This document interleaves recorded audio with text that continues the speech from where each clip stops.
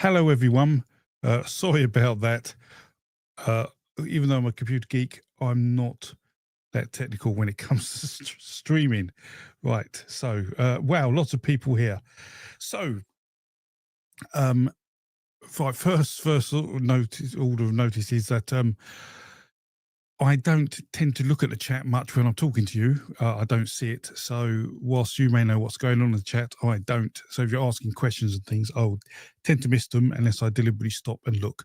So if you have a question, write question or capital Q colon at the front, so I know your comment is a question. And then if I get a chance to go to them, I will later on and answer what I can. If you've got an urgent question or important question, or you want to help support the channel, then I think it's called a super chat you can do, and it pings up and I should see it more easily. But you don't have to do that. I'm not here to take your money, so to speak. I'm here just to learn and teach and when we have fun. So right, so let me start off talking again about what I was doing, which is an update on where what's been going on in the last week, so you can see what his channel's doing, and then I'll dive into the folklore part and why we're talking about folklore and the origins of folklore and why it's important. So to let you know, next weekend a new video on the Dawn Goddess is going to be released. This is a pre-recorded video. It's about 30 minutes long, and it touches on who the Dawn Goddess is, what she represents, why she is sort of in the pantheon of the Indo-Europeans. But importantly, I also touch on Esoter, which a number of Dawn Goddess videos do on YouTube, but none of them actually go into detail on who she is. And I sort of try and analyze that in a very, in a decent academic way to give a view of who she definitely isn't, and what she could be. So I don't want to do any spoilers, but that's next week. Now, one of the what else has been going on? I can give an update on the mythology database if you're interested at the end. I'm reducing the amount of changes I'm making to the database in terms of functionality, just increasing data quality now at the moment. But myth themes are well in there and are working really well, and I see lots of people are now using the searches for those, so that's great. But this week I've been at a workshop just outside Manchester, a place called Todmorden, West Yorkshire, which was talking about research of folklore, and they had a particular session on for newer researchers of folklore, and that interests me because I'm a mythologist and I say the same words as people who study folklore, but those words can have different meanings. So we can say words, we think we understand each other, and yet walk away with different ideas about what we're talking about. So I want to talk about what folklore is, where it comes from, and give an idea of how important it is. And it is a really great gateway to understand who you are as a person. And I'll explain that. But I met some great people, some great authors, and it's a shame the centre where it's held at is closing now. The front of the shop is closing. It's going to keep its library and offices, but the place where the meetings were can no longer be afforded to be supported for the rest of the year. So they may relaunch it next year, and if they do, I'll try and do something to help and support, so you all know it. But it was a great event, and I wanted to pass on some of the things I learned at that event to you guys today.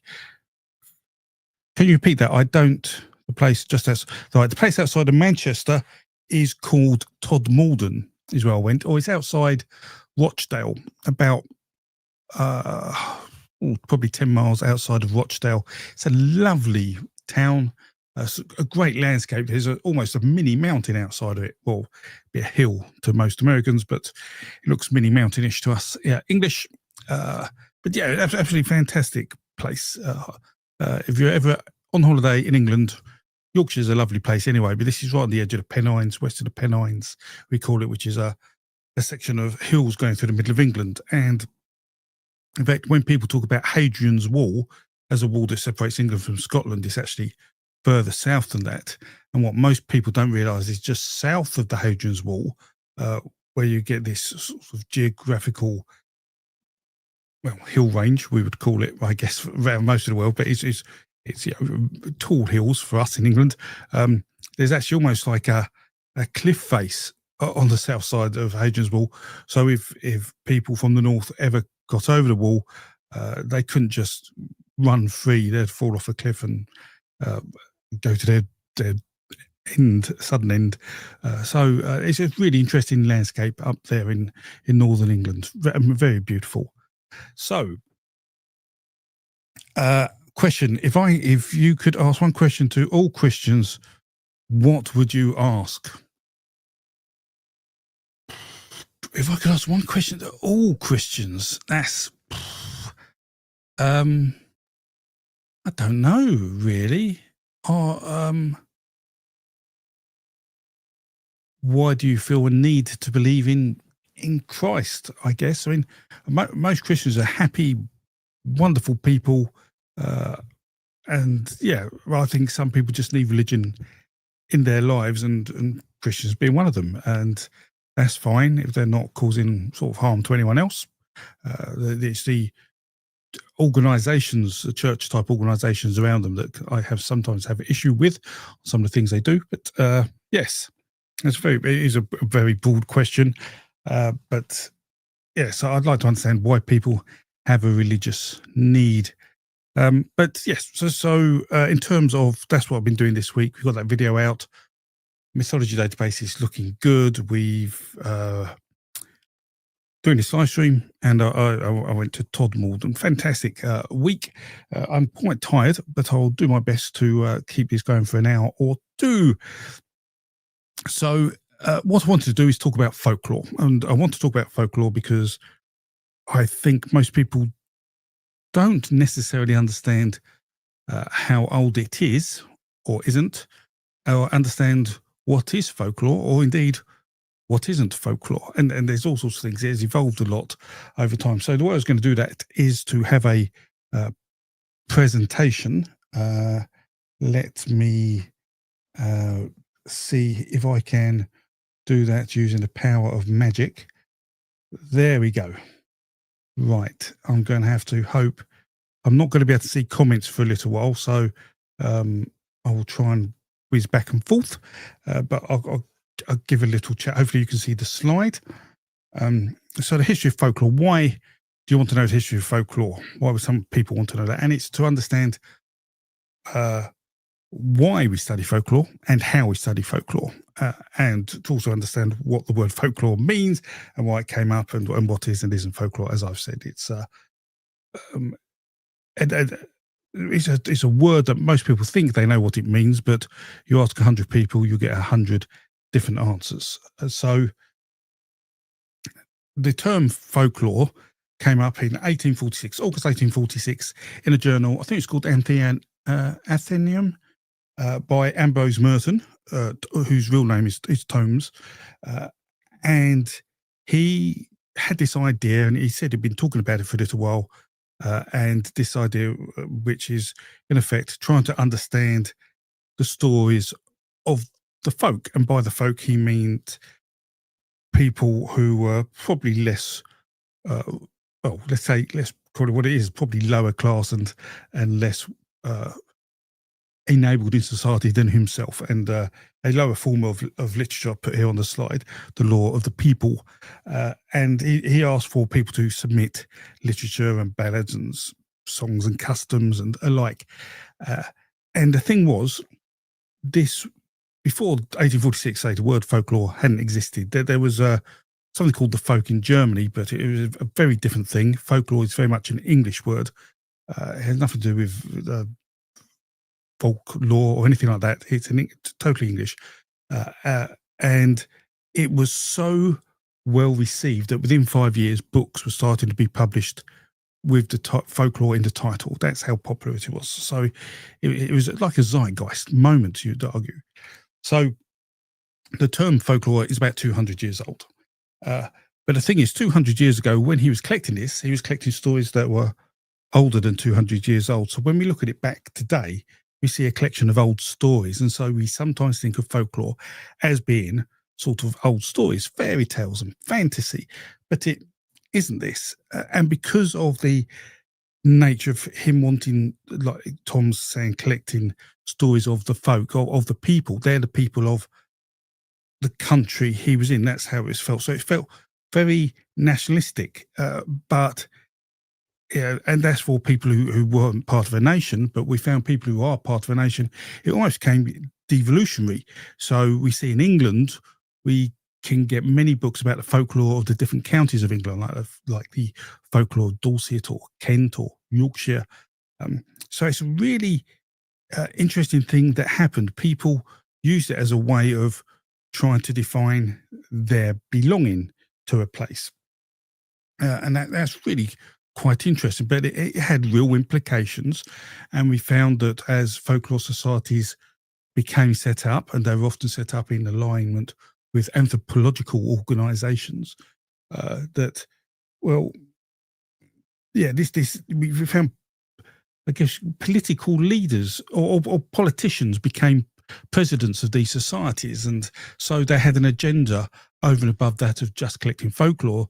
The agenda was one of nationalism. Now, a really good example of this is the Finnish epic, the Kalevala, which was written when Sweden and Russia were arguing over the land that is now Finland. These chaps went round and collected these stories and combined them and edited them in a particular way to create the Kalevala. And that was a great example of folklore creating this national identity. And this has as I said here, a universalizing tendency. And we see people then in this time try to say, people come from Troy or Egypt, or the Aryan race, traced back to Northwest India, or I even now I get people in the comments telling me, the Indo-Europeans came from Romania or Bulgaria or Albania. We have this real, it's a really fascinating thing going on. But this is a really old view of folklore, and it isn't really what folklore is about. But because of this, academia didn't really accept folklore until around the 1950s in England. Anyway, there was no university courses on it until then. And people like Richard Dawson came along, and he's an American chap, and he's probably best known to many people here for writing folklore of the American folk. But he wrote some books in Britain, which I've got up here. Let me make the screen a bit bigger so you can see this. Excuse me, if we can do that. Let me go boom, so you can see me. So Dawson wrote British Folklorists, a history, which is quite popular. These books were really important. Peasant Customs and Savage Myths, 2 volumes. I think they've all these books have been reprinted, so don't look for these versions. They're quite expensive in first editions. But he did. So they're all reprinted, and these gave folklore a far better, or made folklore, I guess, more academically accepted because of how he approached the subject. And then after that, Alan Dundes, who wrote this book, The Study of Folklore, worth getting if you're interested in folklore, he saw this problem with this national issue of how folklore was tended to have previously been defined nationally, and he decided that there are better definitions for that. And in fact, let me see if I can get my screen back. He says he opened the door for other terms to be used about these stories internationally other than folklore, because folklore tended to have this, this stigma around it of being nationalistic, and it still does today in many instances. So Dundas then gave a better definition of folklore. Now, I've got this in quotes, but this is really me paraphrasing, but he said folklore is an expressive behaviour in small groups that is repeated, learned and passed on, that expresses a group's identity. And I'll come back to that in a minute, what that could really mean. but we find that folklore is intertwined with anthropology, but also ethnology and sociology and mythology, and they are all ways of approaching the same kind of subject, really. And now we find that the term folklore is very rarely or less used, and the folkloristics is more often used to describe the study of folklore. However, even that has problems. So, the word, in short, the word folklore is only 200 years old. Uh, it's been defined many times, uh, but what I would say is that folklore is about the people. If folklore isn't about the people, then it isn't folklore. Uh, there are various words used about it with various precision, which I thought was a great definition. That was by Paul Cowdell, who was teaching the history of folklore at Oxford, like that. But the challenge is with folklore is that it is broadly defined. Some people think it's more about cultural preservation now rather than the people, and that causes issues. And because we haven't really been able to define it properly, uh, it's sort of quite intangible. So if you ask 10 folklorists what folklore is, you'll get 10 different answers still today. And so, how do you measure something that no one can actually define, or everybody's got different definitions for? So, an example of this is that folklore can mean all narratives that include myths and legend and folklore. They can all be included in folklore, but folklore can also often to people means something like a fairy tale to differentiate it from a myth or a legend.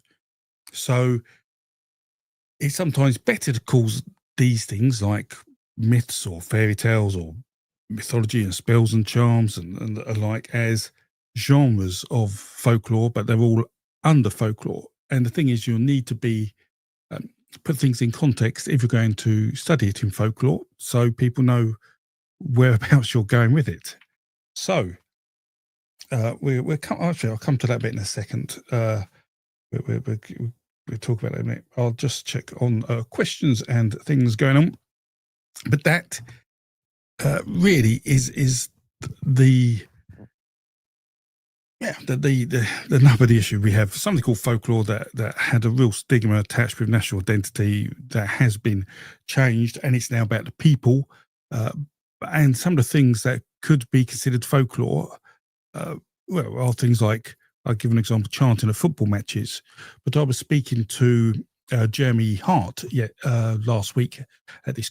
Was it this week? I don't know. Whenever I was at this workshop, Jeremy Hart wrote the book Cloven Country, and he's written Dorset Legends and a few other books. And he was saying that mowing the lawn is folklore. And you may say, John, you've lost the plot at this point, but it's true. Not that I've lost the plot, that mowing the lawn is folklore, because some people like mowing the lawn up and down, and you get this stripe effect. No one has written down that must be the way you mow the lawn. And indeed, some people will just mow the lawn however they wish to mow the lawn. But there is a certain group of people who like gardening who will mow their lawn that particular way.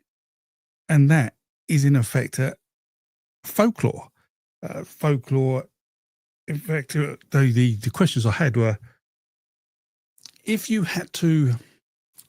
think about what you belong to, the social groups belong to, your interests, those things are folklore, and it's a really good way of you to allow and to understand yourself and how you fit into society. So, for example, for me, things I like, apart from the study of mythology, what don't you know about me? I'm a musician, so I've been in bands in my life. I played in bands and played guitar, keyboard, cello, and like. And when you're in bands and you meet other people who are in bands, you often share stories about good gigs and bad gigs and things that have gone wrong and anecdotes, and that makes you part of this group, this cultural group. And so the things you're sharing are folklore. The other thing I did in my career was do a lot of computing, and I've been into computers for over 50 years now. And so I have stories of programming and sort of retro games and fixing things. And when you come across other people in the sort of computer industry who are a similar age. You share similar stories about these things. Again, it's a cultural group, and what you're sharing is actually folklore. So if you think about some of the things you do, some of your hobbies, like if you like Star Wars, there'll be a folklore around it, Hitchhiker's Guide to the Galaxy, or belonging to a church or a religious group. These are all aspects of folklore. So it's really interesting if you wrote down all these sort of groups you belong to, all the things you like that people talk about. You'll find that these are the aspects of folklore that you're part of, and you can contribute to, or probably research if that is what you're interested in. So with that, let me have a quick rattle through some of the questions. So, Anglo Teuton question: what university course did you study to become a specialist in mythology? I'm currently studying history and archaeology, and I'd like to follow a similar path as you had. Right. So, alas, in England, there is no mythology or history. I'm sorry, mythology or folklore degree. You have to do a course like archaeology or history. So I've done history and maths and psychology. And then after that, you can then do an MA in folklore. At that point, I couldn't find anything that really suited me, so I did studies in Old Norse literature and Anglo-Saxon literature. And then after that, it really became difficult to find any courses. So after that, I literally had to self-learn. And I still do courses, although I don't do degree courses now. Well, I do courses where you get degree points, like CATs, we call them in the UK. So I've got, I don't know, probably a couple of hundred CATs points in the bag, where I've done courses at various universities on aspects of folklore, like the history of folklore, or anthropology, or archaeology and religious studies. And so it's just a continual educational process along with my own learning and studying that has allowed me to do that. And then because my career was predominantly computer science based, I came to a point where a number of years ago I felt I could now merge the two and make a real difference. And we are where we are now, which is we have the mythology and folklore database, which is just changing the study of the field significantly. There's still issues with it and the like, but that's where we're going. And there's got some great ideas coming up. But yeah, it's I've sort of made my own path, I guess, because of the lack of ability to do courses over here. I think it's Hertfordshire and Sheffield universities in the UK are the ones to go to for MAs, and they do ethnology type degrees as well. If you want to do that in anthropology, say psychology is also good, in philosophy.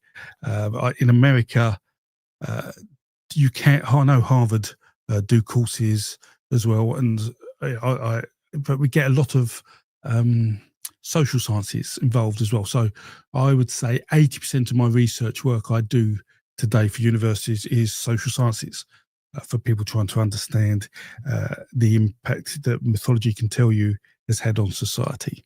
So I hope that helps you, Anglo Teuton. So let me go back.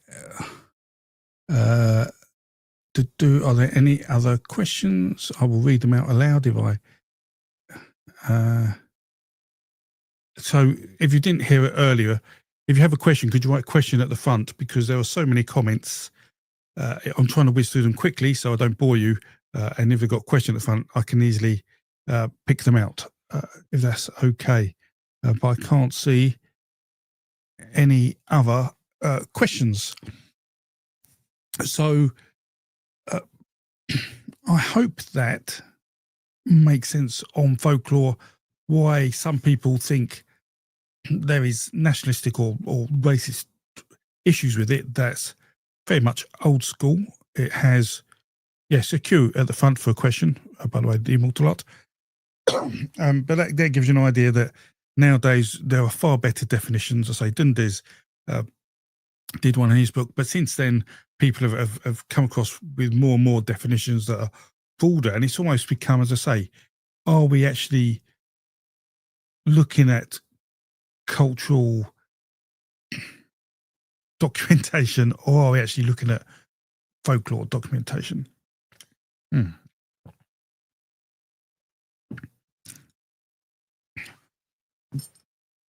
So, question. Oh, there's a question from. Let me show these. That's easier. Question: myths are stories with sacred truths. That's yep.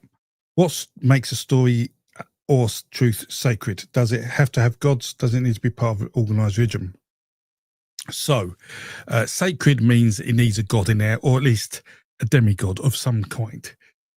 So, and also, because of that, it would occur on a place that is not this earth. So it may geographically feel like this earth, but actually isn't this earth, because some of the places in the story do not exist, like hell, or maybe a particular witch's castle, or maybe Cyclops don't live on any islands here.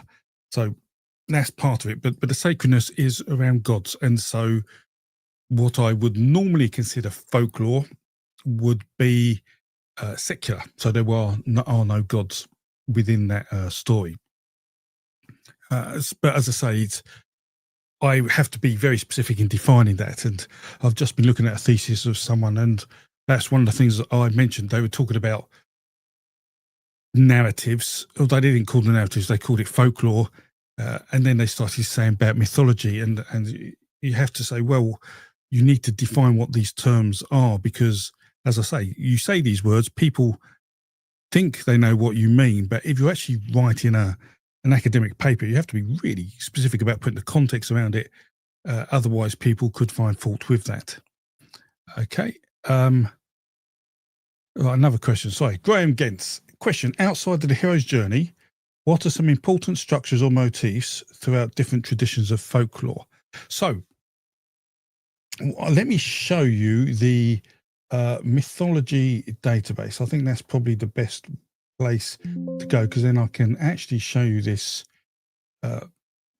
really. So,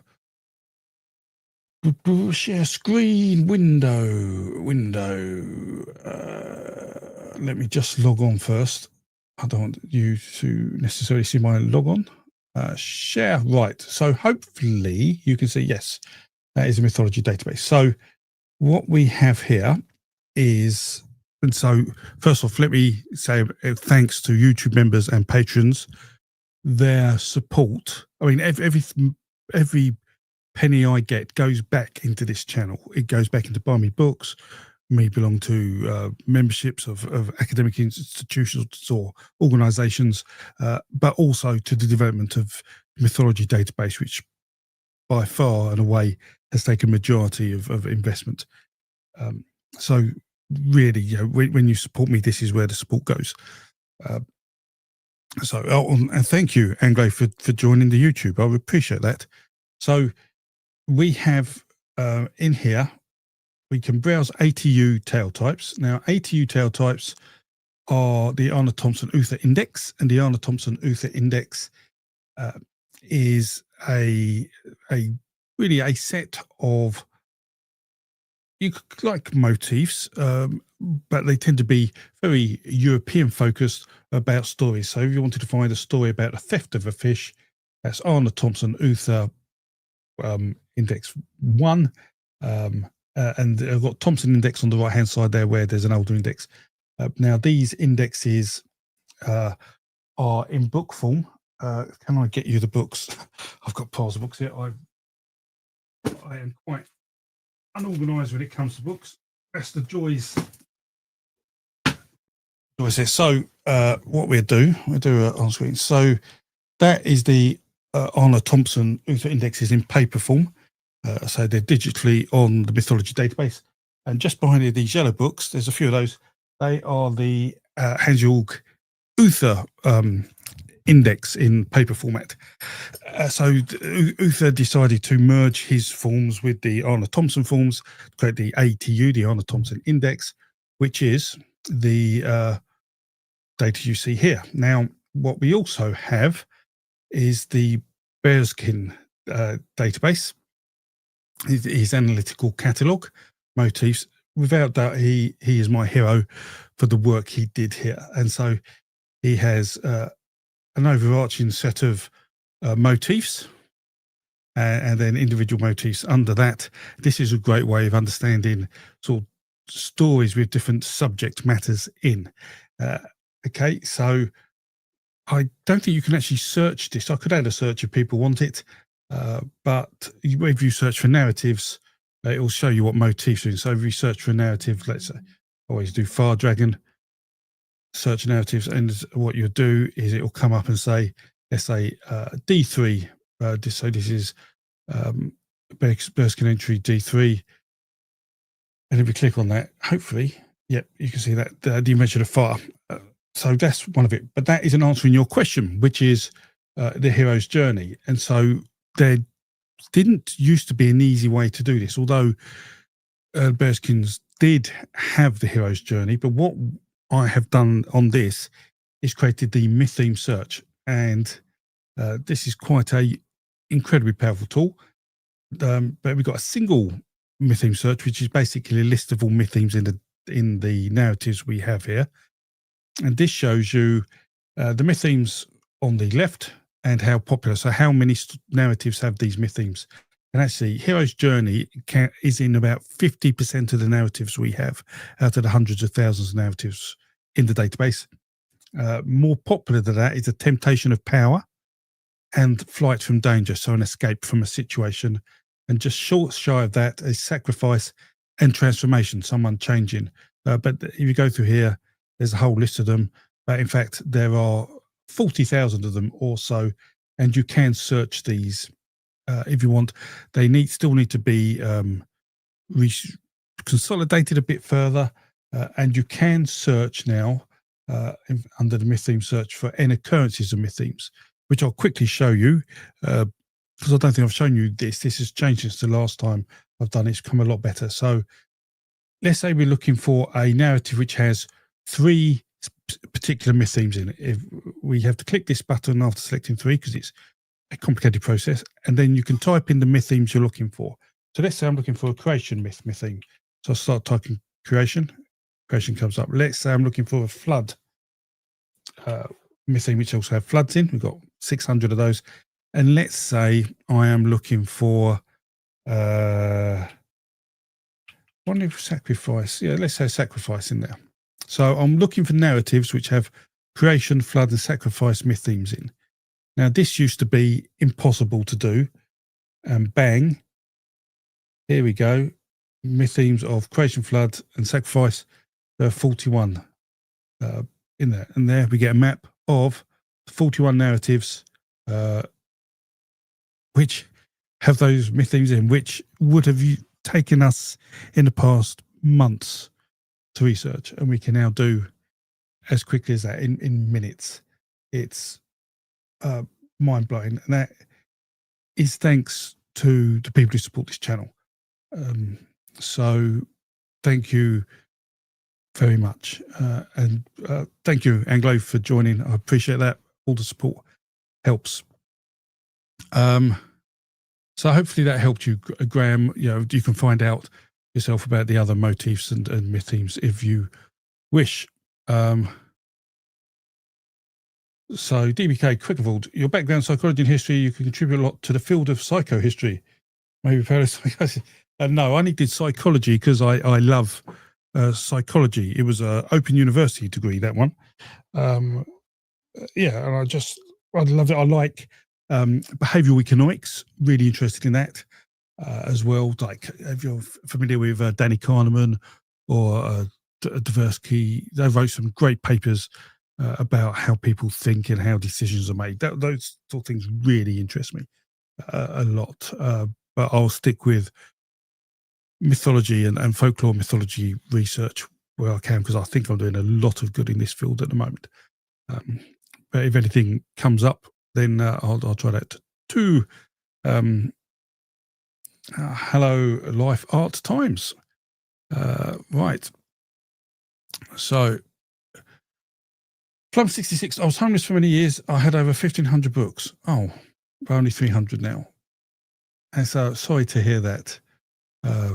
Books are wonderful. They are worlds you can dive into. I mean, I don't know if I'm strange, I probably am strange, but I get almost overwhelmed when reading a book because of what it holds and whether I can store the information it has in my head along with everything else going on. And so if I'm reading a novel, so a bit of fiction or something, you're diving into an amazing world that no one, that your brain hasn't seen before, and I just love that idea. Um, so, Gunter, hello Gunter. How much anthropological real data do you think can be found in Carlos Castaña's books? So, So anthropology is an interesting thing. So there are folklorists who have no time for anthropology or little time. I would say it's more of a thing.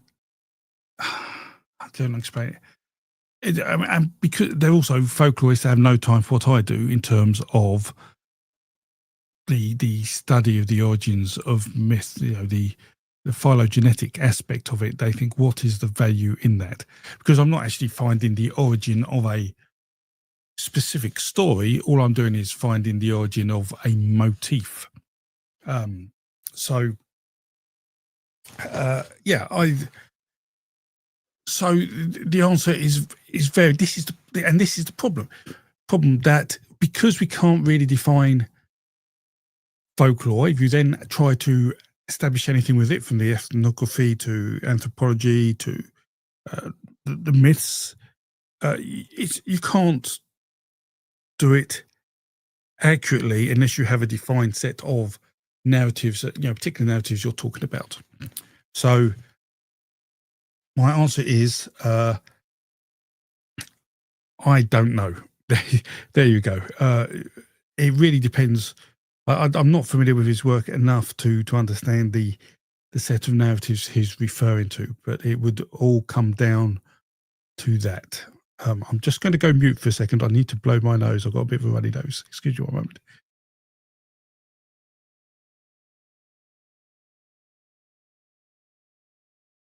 Sorry about that. I don't know. I've got a runny nose. Very odd. So, Sleepy Coder. Hello, Sleepy Coder. Question. I've been a software developer as well. Well, maybe it's a naive question, but if you have a group of programmers using Git and they have custom superstitions, false push lol, is that considered folklore? If it is something that you share within your group, an action or a thing you do all the time, and in effect you do it so naturally you don't even realize why you're doing it, then I would consider it folklore. I mean, to me, the stories I had as a computer developer when you're with people. So if you go to a new job and you meet people you've never worked with before, and let's say you talk about floppy disks, and stories of floppy disks, some people won't even know what they are. And that's a bit of folklore, because you can tell stories who've had issues with floppy disk, or connecting on your first 2400 baud modem to a BBS system, or your first issues when using the multiplication assembly language in 6809E processors or something.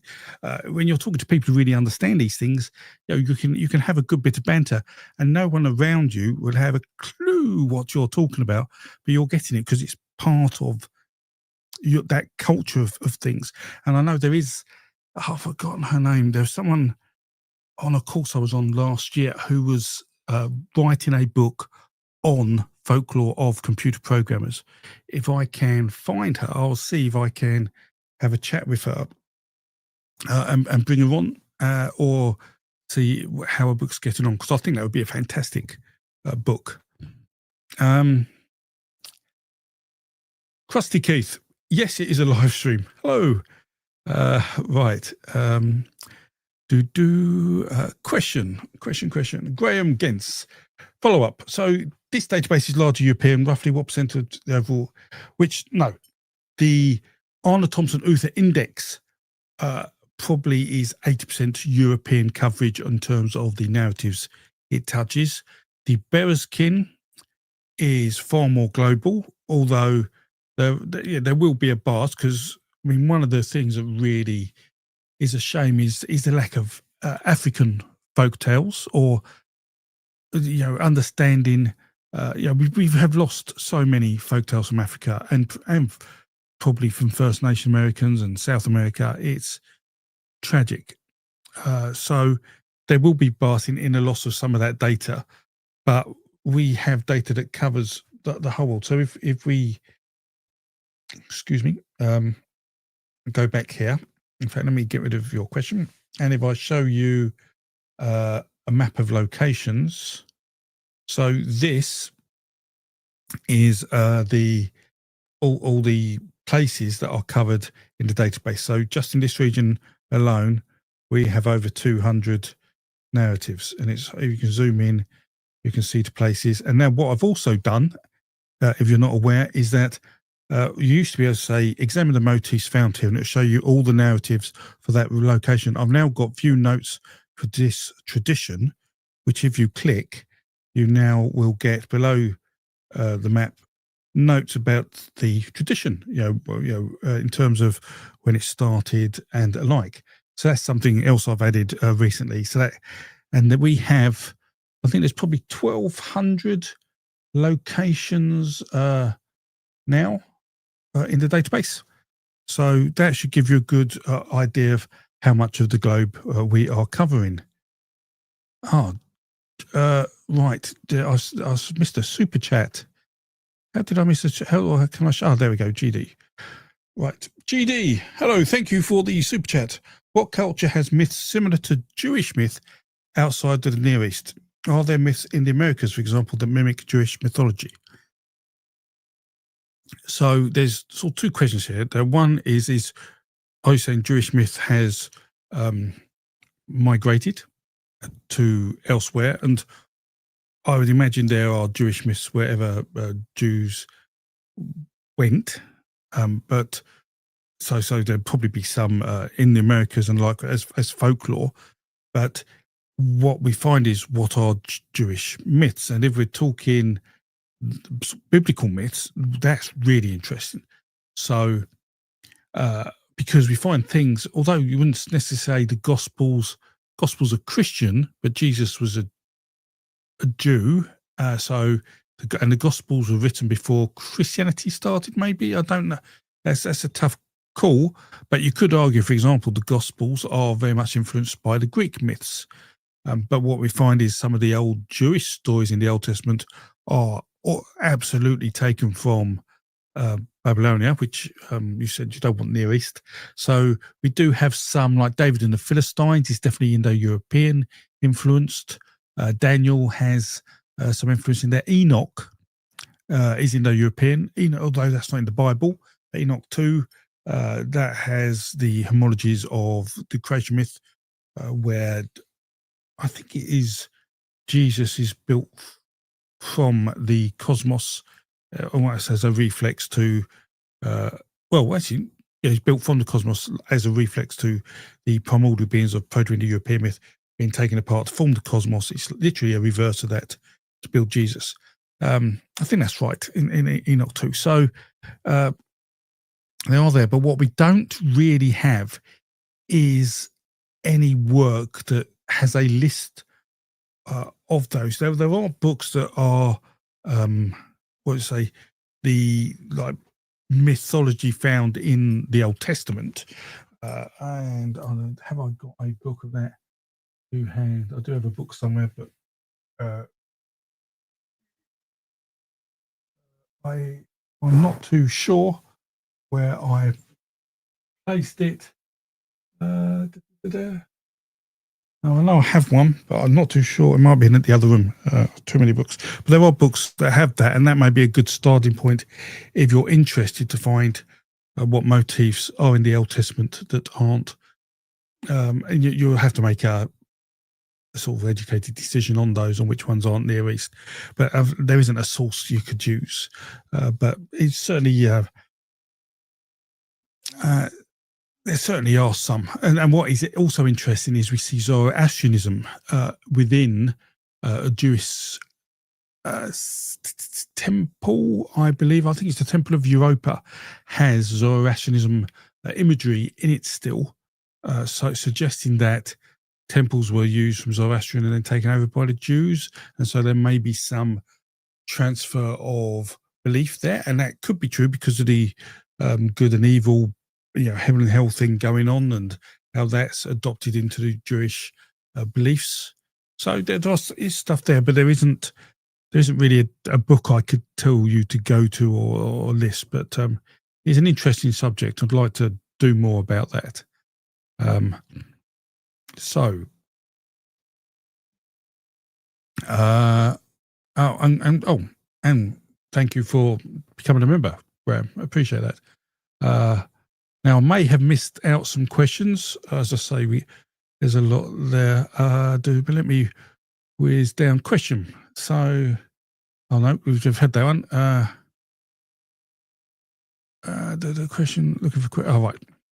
So, Wendy, hello, Wendy. Question: is it folklore that autocorrect has a mind of its own? Oh dear, auto fail, I call it. So, autocorrect learns from your corrections. So, if you mistakenly make corrections, it will remember those corrections and auto fail them rather than auto correct them.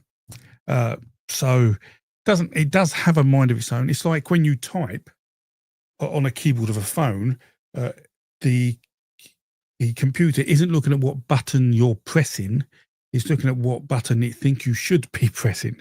And that's why you can type really fast. But if you think about it, you're probably actually not touching the letters you want to touch. It's just that the computer is using AI to work out this is the word you probably mean to type, and then putting that in context. So, there's a lot of AI and mind of its own in phones nowadays. Hello, Claptrap. You missed a little bit on folklore and where it came from. Sorry about that, but it's definitely worth a watch, I think.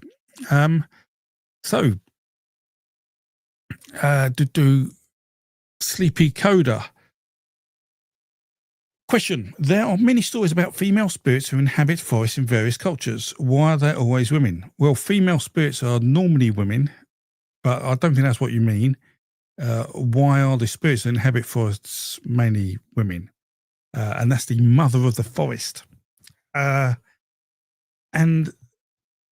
why women? I think that is definitely folklore, and I mean, it could be a broad brush, stereotypical type view, but in terms of people being single in society, I think older women were more likely to be single because men have a habit of killing themselves in a battle, conflict, and doing stupid things.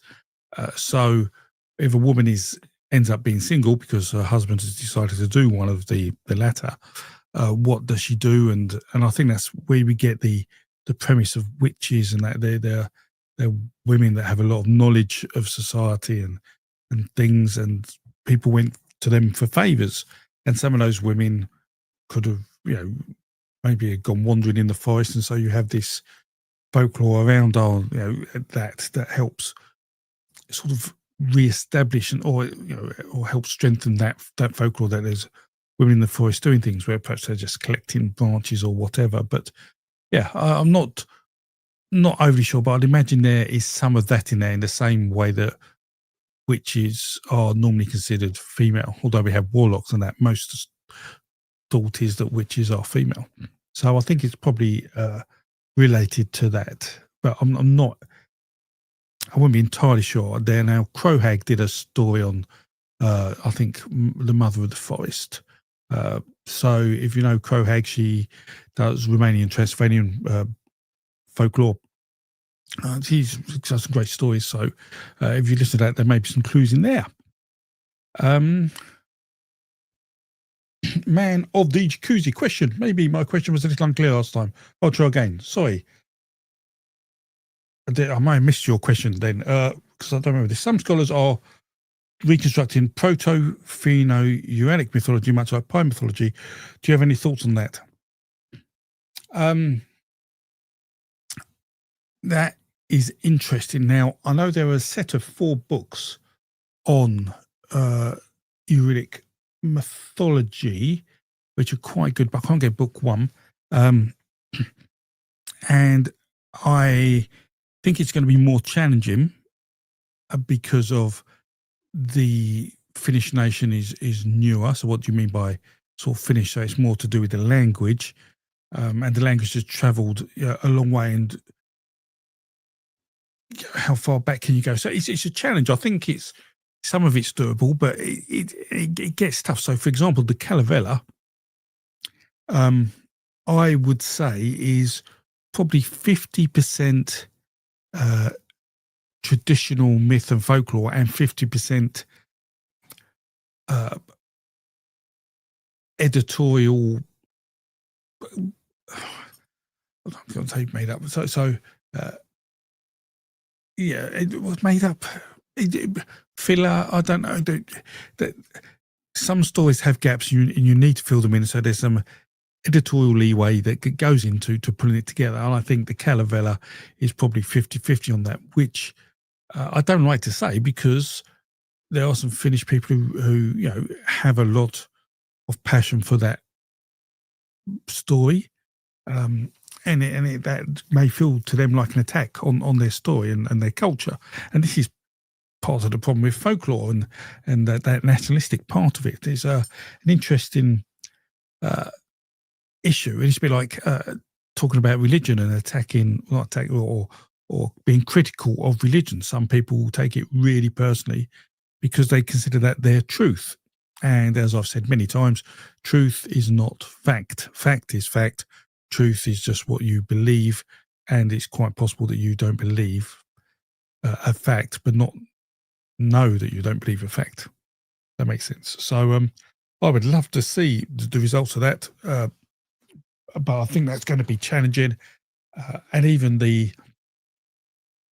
I'd say the Indo-European mythology, there's only a few motifs we really pull out, stories we really feel confident about. What would be interesting is if there are some stories in that are also found in the Indo-European, suggesting potentially an earlier form of the myth, pre the splitting of those languages, if we could do that. And we do have hints of that, like the Ferryman of the Dead and some of those older stories. So interesting, but I'm not aware of the project, but I'd like to know more. Let me scroll down.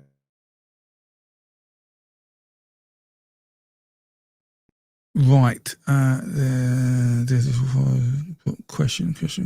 Done. I'm just singing to myself. I'm looking for the cues anywhere. Oh, question. Oh, right. Sorry, another super chat. GD, thank you very much again.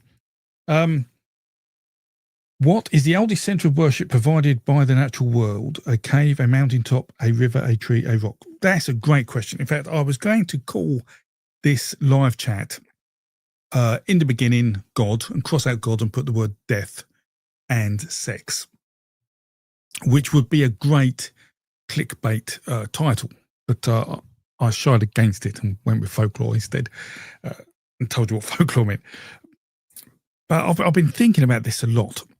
And what is the most, what started religion?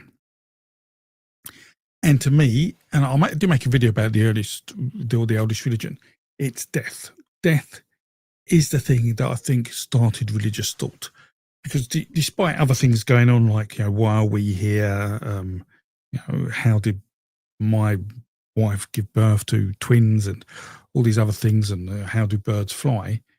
Death is a strange thing. One, it emotionally can tear you apart, but two, it's like you see this body of this person who was alive yesterday, and today they're on the floor, their body's there, but there's no person in them. Where's that person gone that's in them? And so from that, not only do you have that emotional response, which causes all sorts of feelings, you then have the question of where has that person gone, their personality, and so you get the story of the underworld, and have they gone there? It's a absolutely fantastic thing. And sometimes people, there's some young people who probably haven't, maybe not have experienced death and what it means, and it's hard to explain, but I would say there's a brilliant letter.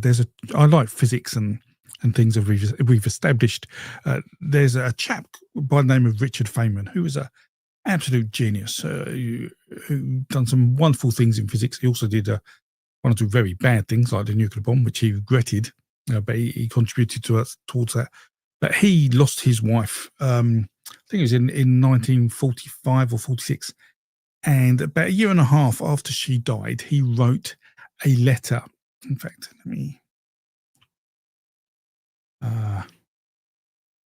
Yes, he wrote a letter in 1946, October 17th, 1946, about to her, even though she was dead. And I think that really emphasizes what death means to people. I mean, if you want, I can read it out for you. It will take 2 minutes, but I think it really gives people a view of the emotion that death has. If people want to hear that, it's all very quiet. It's very somber. Not in you can't come soon enough. That's quite that's quite sad. So well, I'll read it. I'm not getting yeses and nos, but I will read it to you. And it's sad. So this is from Richard Feynman. His wife was called Arlene, and he goes, "Darlene, I adore you, sweetheart. I know how much you like to hear that, but I don't only write it because you like it. I write it because it makes me warm all over inside to write it to you. It is such a terribly long time since I last wrote to you, almost 2 years, but I know you'll excuse me because you understand how I am, stubborn and realistic, and I thought there was no sense to writing. But now I know, my darling wife, that it is right to do what I have delayed in doing, and that I have done so much in the past. I want to tell you I love you. I want to love you. I always will love you. I find it hard to understand in my mind what it means to love you after you are dead, but I still want to comfort and take care of you. I want you to love me and care for me. I want to have problems to discuss with you. I want to do little projects with you. I never thought until now that we can do that. What should we do? We started to learn to make clothes together, or learn Chinese, or get in a movie projector. Can't I do something now? No. I'm alone without you, and you were the idea woman, and the general instigator of all our wild adventures. When you were sick, you worried because you could not give me something that you wanted to and thought I needed. You needn't have worried, just as I told you then there was no real need because I loved you in so many ways so much, and now it is clearly even more true. You can give me nothing now, yet I love you so that you stand in my way of loving anyone else. But I want you to stand there. You, dead, are so much better than anyone else alive. I know you will assure me that I am foolish and that you want me to have full happiness and don't want to be in my way. I bet you are surprised that I don't even have a girlfriend, except you, sweetheart, after 2 years. But you can't help it, darling, nor can I. I don't understand it, for I have met many girls and very nice ones, and I don't want to remain alone. But in 2 or 3 meetings, they all seem ashes. You only are left to me. You are real. My darling wife, I adore you. I love my wife. My wife is dead. Rich. P.S. Please excuse me not mailing this, but I don't know your new address. I think that's an incredible piece of writing to get across how people feel about death. So yeah, that was from Richard Feynman. So let's cheer things up a bit and get back to questions. So Vladigast, sorry, GD. So death, a grave, is where I think worship first happened, and a grave of important people. And if multiple people died, maybe a grave of multiple people. That is the start of the earliest place of ritual worship, I think. So Vladgost, does the story of the Suttung mead go back to Alpine material? I think it may be European, Proto-European. I'm not too sure it goes back to Indo-European, although we do see drinks as being important, but the drinks are more about power and sacrifice to gods rather than knowledge. So I think from that point of view, I think that's more of a Germanic thing, Northwestern Europe, and potentially more European, but certainly Germanic. So I don't think it's Proto-Indo-European in my best guess. Flum66, I really want to write some folklore. Just hear the stories folk tell.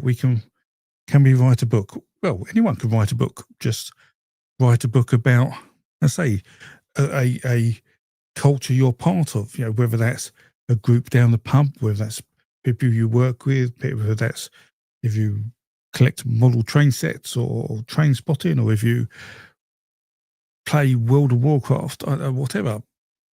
The world is your oyster. Let me whiz down. Looking for the word question. Oh, there's a Q. So, Gunter, hello again. Right, would concepts of souls like Jungian anima be considered as a kind of archetype universal topic? Oh, wow, there's a question. I think the concept of a soul is relatively new. So from that point of view, no, because if it was an archetype, I would expect all cultures to have that concept from sort of day one, and they don't. So in short, no. And we see the evolution of death happen, where people used to think it was breath that was your soul, and then heart holds your soul, and then now we know it's the brain that holds you alive. So we see that develop, certainly in Greek culture as well. So no, I don't think it can be considered universal. If that, hope that answers that. Wow, some of you like that story. Excellent. Say that is Richard Feynman's letter to his dead wife. If you Google that, you'll find that. Hello, Ali Bavesta. So, right, here's a question from LJC0. What do you think the first ritual parables were? So this is something I was going to talk about. And I think death is a really interesting topic, because when you think about it, as I've just explained it, so let's say it's your wife or your husband, someone you love, your child has died, and they're there on the ground and they're not moving.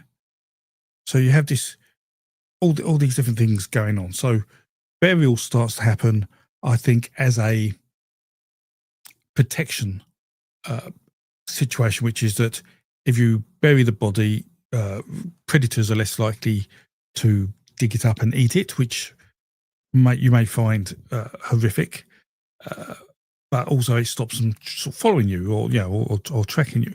So I think there's part of that where we start seeing burials in particular positions, so a body deliberately placed in a particular position or with an item that's when we know ritual behavior has started to happen, because if we see that in more than one occurrence, that's ritual behavior, and bang, for once, archaeologists who say it's possibly ritual can be right. If you see that multiple times, it probably is. But what was really interesting is the thought that where did their life force go? The other part of them, and they didn't consider it necessarily a soul. They considered it as a person, and they went to the other world. There was no hell. There was no judgment. They went to the other world, and that world was normally across a river. Um, which is where the fair man of the dead eventually comes, but some cross a bridge, uh, or some just magically get pulled across. We see that in First Nation American stories. I think an eagle comes along with a talisman which is offered, and that gets someone across the river, because mortal people can't follow them. The river's there to act as a boundary to stop the living finding the dead. Which gives people a reason why they can never find the body or the living soul that has left the body, because even if you wanted to, you couldn't cross this river. But if you manage to cross this river, then you can never get the body back, because we see a task happen that people have to do and they fail at, and we see that all across Eurasia and into the Americas. And whilst many folklorists have issues with the phylogenetic stuff, Folklore magazine in, I'm going to say 2018, I think did a decent paper on that. In fact, 1 second.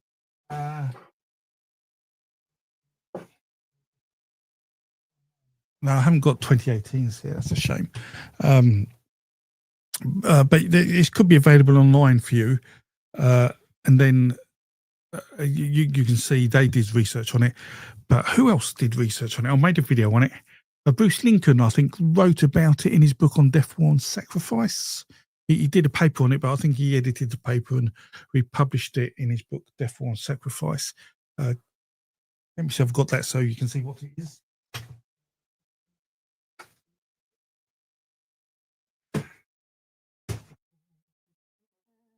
So this book, well worth getting if you like Proto-Indo-European mythology, or certainly Indo-European mythology, and some of it that goes back to Proto-Indo-European stuff. Now, Lincoln wasn't overly impressed with the papers he wrote for this, and I think this is where he's starting to turn, because if you read his books after this, such as Theorizing Myth, he sort of steps away from trying to find the sort of creation myth, or a myth of the Proto-Indo-Europeans used. But it's a good book nonetheless, worth reading. There's some great stuff in there. I think this is a book that talks about Lysa and wolfish rage. So in effect, the origin of the berserker and the like. And there's some other places in there about different paths of travel, which isn't quite judgment, and houses and things that even I haven't made videos about, but would love to. But brilliant book, not overly expensive as far as I'm aware, but well worth getting. So Death, War and Sacrifice, Bruce Lincoln.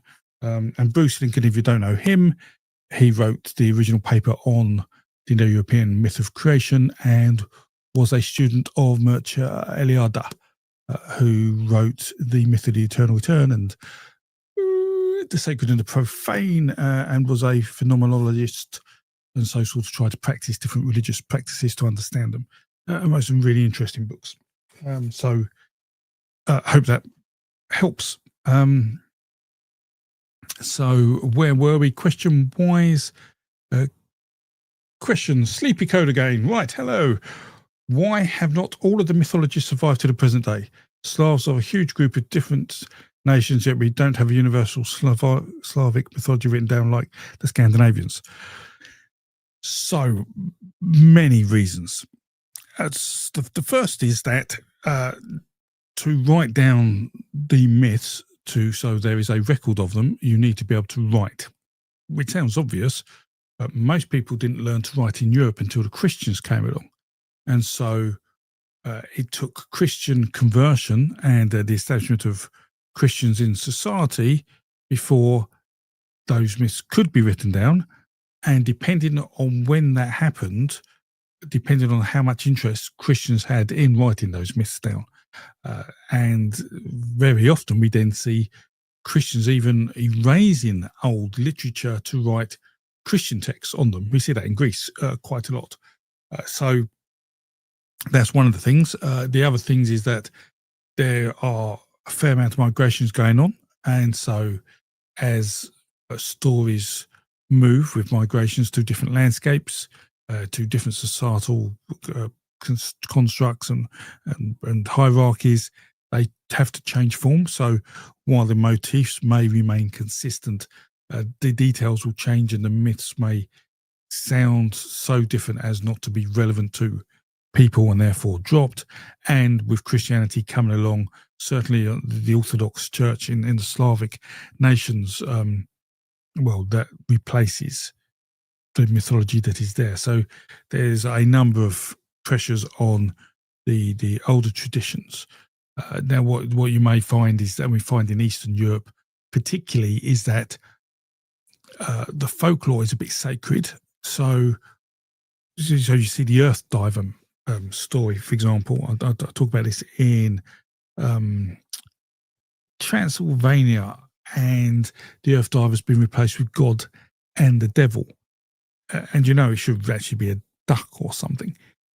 So what we see a kind of myth on the creation of the earth of a duck made into a more acceptable Abrahamic religious version of the story, so it can persist. So we see a lot of that happening as well. So really, if you do find a story, there may be stories there, but they have been changed and altered so much with the detail that they aren't necessarily recognised as Slavic myth. But there is a good chance they've been lost, as much as stories have been lost in Africa and the First Nation Americans, that colonisation and religious missionaries have done significant damage to the capturing of tradition. I mean, whilst some have been caught, much has been lost. And it's really sad, really sad. Hello, Just a Labourer. Welcome. Right, Michael Moore. Question: what do you think the relationship between burial and the concept of the underworld? I sort of touched on that. Oh, well, burial. So I don't think they are initially connected. So, and we see the one, because the body's already gone, or the living part of the body's already on their journey to the underworld when the person dies, because they're not there before they're buried. So I think that concept of the other world already existed before burial.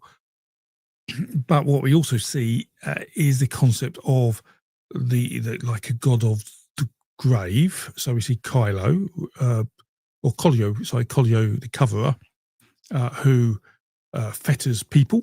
So often sort of lassos them by the feet and pulls them down, pulls them underground. So there's that sort of, I guess, transformation of a person from being in the real world to being buried, and then at that point they then can go on a journey, but that doesn't necessarily mean they're buried in a ritual sense. They're just pulled under to die, like they suffocate in a way. So yes, I think the other world existed before burial, and I think that had more to do with caves and the like. I think the use of caves and deep in cave, being closer to the underworld is one option. But we also see the other world as a place beyond where the sun sets, so far to the east. We see that certainly in Indo-European texts we see that, and that's a place that is devoid of everything, but is often misrepresented to seem like the opposite of everything. So when I talk about it, I don't know if you've watched my videos, I say that the world is, people aren't hungry. They have no need for food. They have no need for sleep. And time goes quickly. So what seems like 10 minutes there is a week in the real world. But that's because the world is absent of things. It isn't because you have too much food and isn't as too much rest. It's just you have no food and no hunger, no rest. Excuse me. So I think that the relationship between bear and underworld is not the same. It isn't like you're starting your journey, which I think is maybe what you're implying.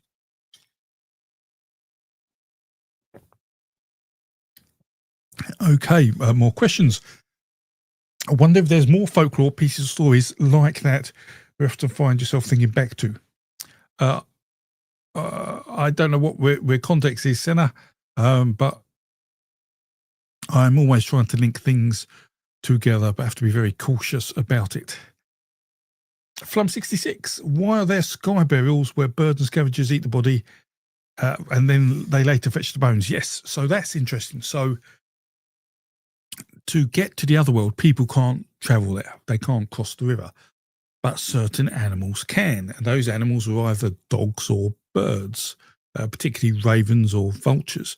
So often bodies would be left out, and if they're eaten by a dog or a bird, the people thought that dog or bird would be able to travel to the other world and then release that person into the other world. That's how that person could get there. And then we also, that story then develops into, well, actually, the dog ate the person's inside the dog. And so the dog is just a person inside out.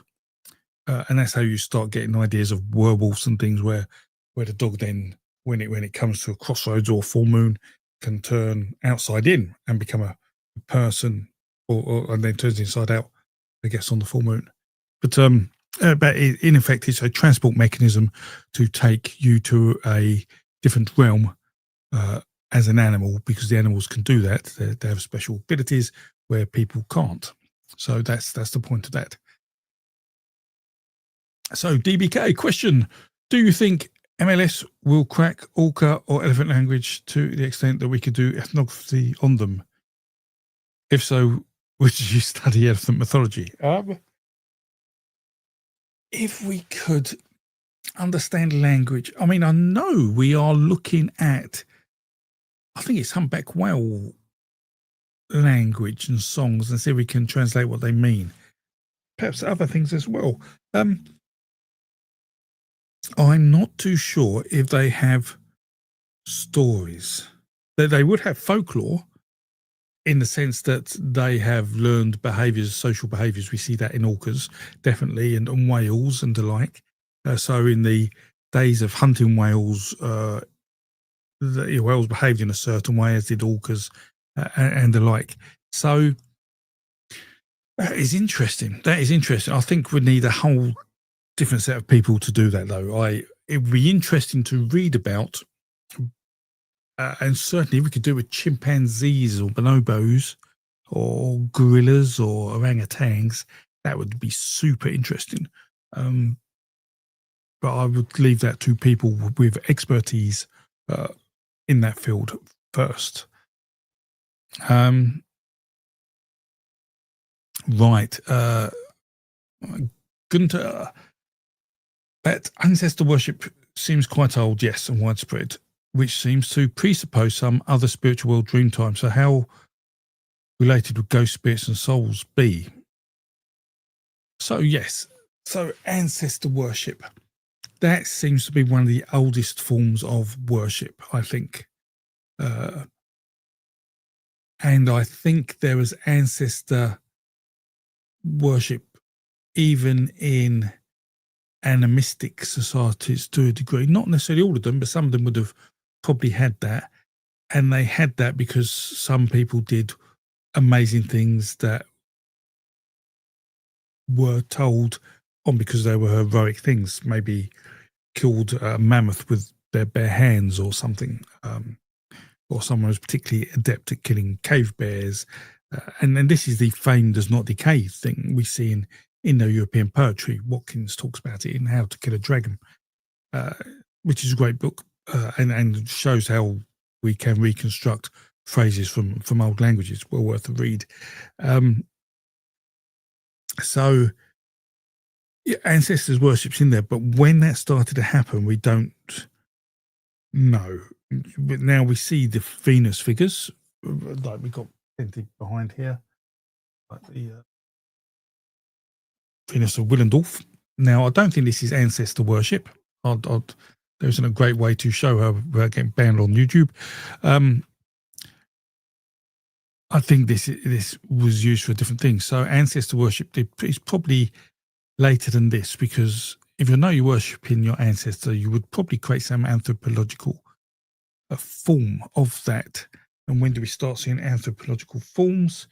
Well, not really till post-pottery, because we needed a method to create them that is retained till today, that doesn't disappear. So it may be that they were created from wood or something and then just disappear. So it's really hard. It's really hard to know. That's where we need archaeologists and anthropologists to come together to see if they can understand when that could have happened. Certainly, I mean, it's sort of sobering to thought that for those of you who have children, I mean, you would like to think your children will remember you after you die. Now, let's say your children have grandchildren and you meet the grandchildren. You would also like to think the grandchildren may remember you after you die, but may not remember, 1% of the memories your children have. So by the time you get to your great-grandchildren, even if there's a photo of you in existence, they may have no real connection to you, and certainly their children you're just a photo on the wall, and they throw it away at the next house move. So is that because we're not killing mammoths with our bare hands and slaying cave bears and creating great stories about ourselves? I don't know. I don't know. It's an interesting thought about ancestor worship and what it really means. But I think that there was worship, but they obviously weren't. I don't think it was multi-generational, over 5 or 6 generations. I think that's when legends get born and myths get born from that. I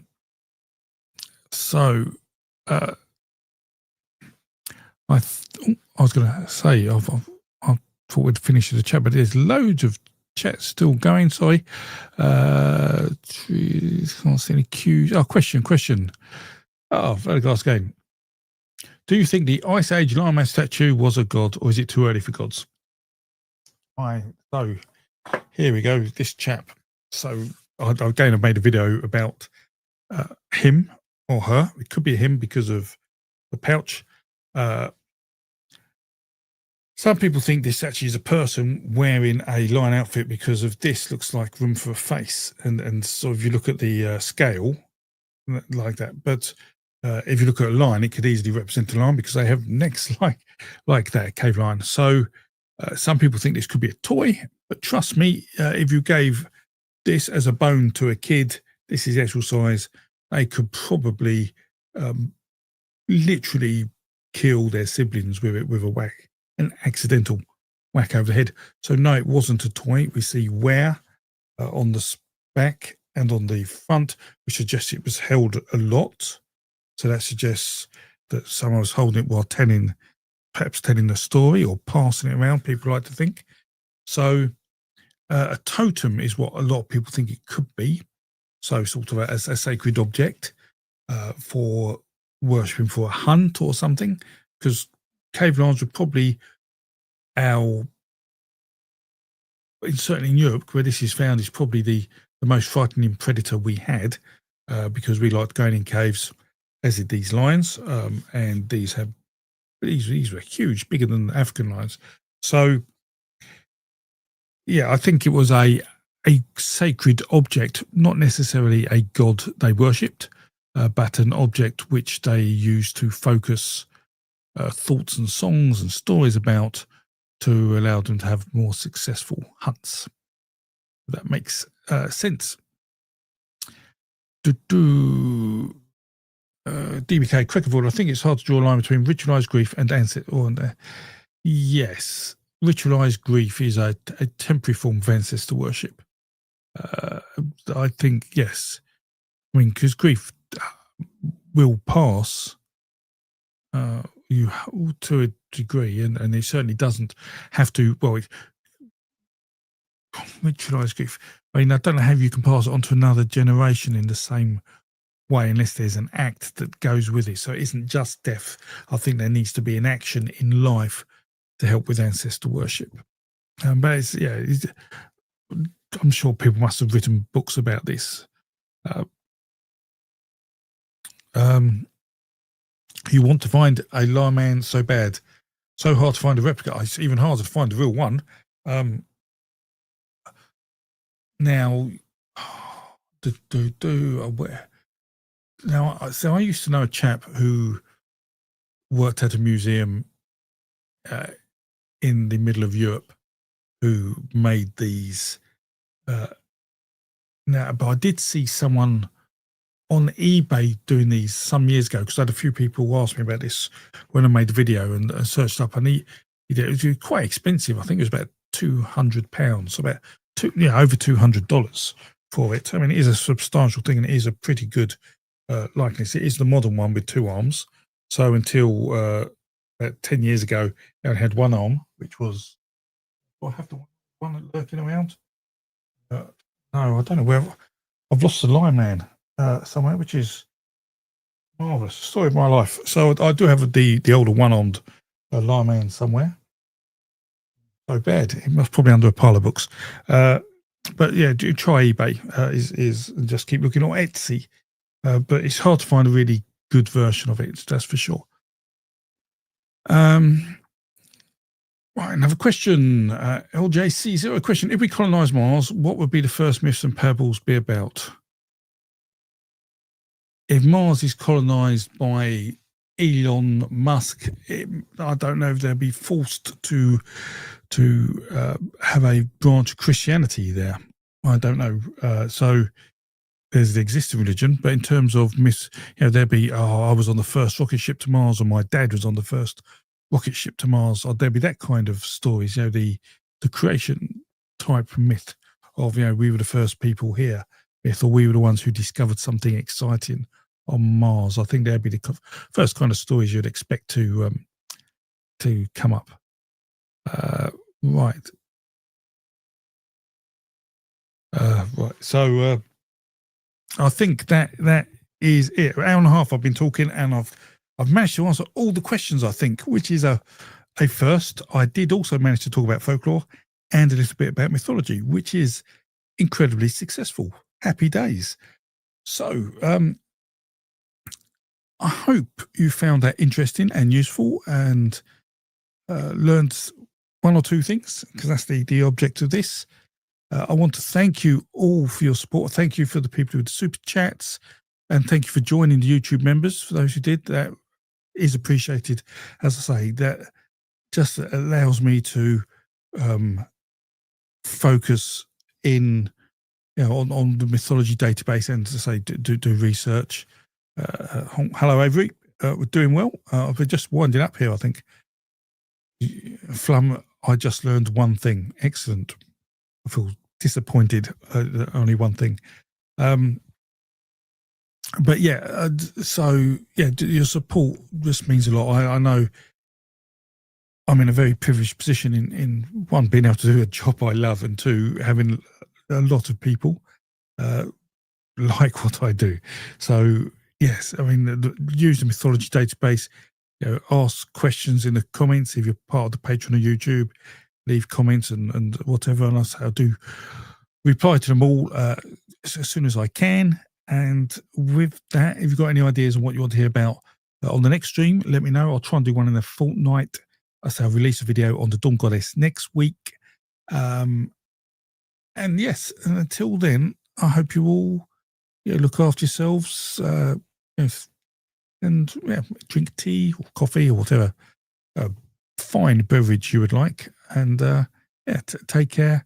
And thank you so much for being here and keeping me company on this Sunday evening.